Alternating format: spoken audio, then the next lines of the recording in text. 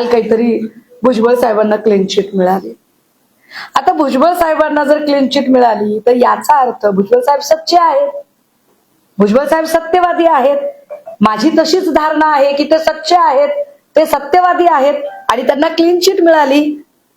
मग त्यांना जर क्लीन चिट मिळाली असेल तर त्यांच्यावर आरोप करणारा मुलुंडचा HD व्हिडिओ स्पेशालिस्ट त्याने माफी मागितली पाहिजे जाहीर, की आपण एका अत्यंत सच्शील सच्च्या माणसाला त्रास दिलेला आहे, माफी मागितली पाहिजे. इव्हन वाईस वर्षा भुजबळ साहेबांनी आबरू नुकसानीचा दावा टाकला पाहिजे HD व्हिडिओ स्पेशालिस्टवर.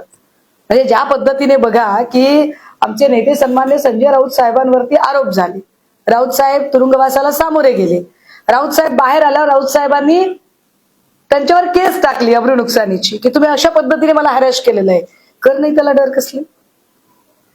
पण तुम्ही जर नीट बारकाईने बघितलं तर भावना गवळी असतील, यशवंत जाधव असतील, हसन मुश्रीफ असतील, अजितदादा असतील, भुजबळ साहेब असतील, कुणीही यांच्याकडे गेलेला कुठलाही अशोकराव चव्हाण असतील, इथले पण खूप जण गेले असतील, फार धुतल्या तांदळाचे सगळे खूप जण गेले असतील.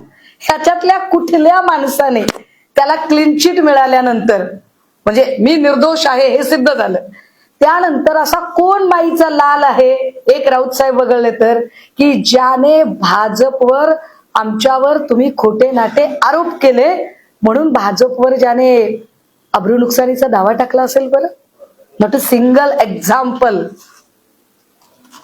Not only in Maharashtra, in all over India एक असं एक्झाम्पल नाही की जो त्याला नडेल आणि त्याच्यावर केस टाकेल. अर्थात तिकडे अरविंद केजरीवालजी आहेत, ममता बॅनर्जी आहेत, ही काही फ्रंटवर लढणारी लोक आहेतच, सन्मान्य अपवाद आहेत. पण जे भाजपला सरेंडर झाले चौकशांना घाबरून, त्यातल्या एकाही जणाने नंतर चौकशीतनं सुखरूप बाहेर पडल्यानंतर भाजपवर अजिबातच कुठल्याही प्रकारे अब्रू नुकसानीचा दावा टाकला नाही किंवा भाजपच्या नेत्याने अपेक्षा सुद्धा केली नाही की साला तुम्ही माझ्यावर एवढे आरोप केले, तुम्ही मला डॅमेज करायचा प्रयत्न केला, तुम्ही माझं प्रतिमाहनन केलं, तर आता तुम्ही माझी माफी मागितली पाहिजे असं म्हणायला पाहिजे की नाही. त्यांनी एकही जण म्हणत नाही. हे नेमकं काय आहे? इतकी काय माणसं दुधखोळी असतात का? इतके काय आपण धोत्रावर इन करणारे असतो का की आपल्याला काहीच कळत नाही? तर आपल्याला ते सगळं कळतं. म्हणजे भाजप हा काही फार धुतल्या तांदळाचा सच्शील आणि लोकांना फार आवडतो असा काही पक्ष नाही. फक्त प्रॉब्लेम असा आहे की त्यांच्याकडे पैसा जरा जास्त झालाय, मनी मसल पॉवर त्यांच्याकडे चिकार आहे.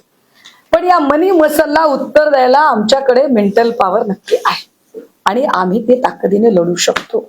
बाकी इथल्या मंत्र्यांचं काय, इथला आता खूप सारी, मला त्याच्यावरती अगदीच पहिल्या दिवशी काही फार बोलायचं नाहीये, परंतु ह्या सगळ्यांचे पण पेन ड्राईव्ह, कॉप्या, सीड्या, झेरॉक्स, बऱ्याच गोष्टी असतात. मी आता फक्त पहिल्यांदा पाऊल ठेवलंय शहरामध्ये, बऱ्याच गोष्टी निघतील. त्यामुळे मला वाटतं इथून पुढे ते काळजी घेतील, त्या सगळ्या गोष्टींची फार काळजी घेतील. मी सगळ्या पत्रकार महोदयांना, मी फार नम्र माणूस आहे, मी लहान आहे, मी सामान्य आहे, मी काय लय झांकी पँकीवाला माणूस नाही, मी चळवळीतली आहे, मी सडापटिंग चळवळीतला कार्यकर्ता आहे.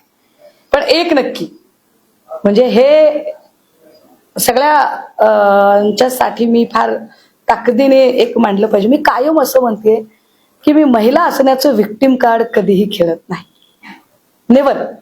माझं असं म्हणणं आहे की मी ज्या क्षेत्रात आली आहे तिथे तुम्ही मला इतरांच्या सारखी कार्यकर्ता म्हणून कन्सिडर करा. मी महिला आहे, मला असलं कुठलंही विक्टिम कार्ड खेळायचं नाही.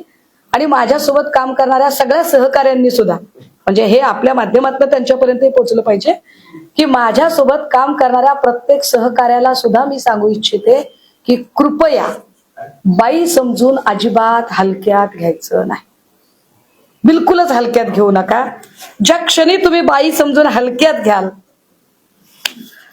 थोडीशी अडचण होईल. कारण मी काम करता, मी एरवी तुमच्याशी वावरताना तुमची बहीण, लेक म्हणून खूप सामान्य आणि खूप सहज, सुलभ आणि सहजासहजी तुमच्या सगळ्यांमध्ये मिळून मिसळून वागणाऱ्यांपैकी आहे. पण संघटना म्हणून काम करताना मी तितकीच शूड म्हणून काम करणारी आहे.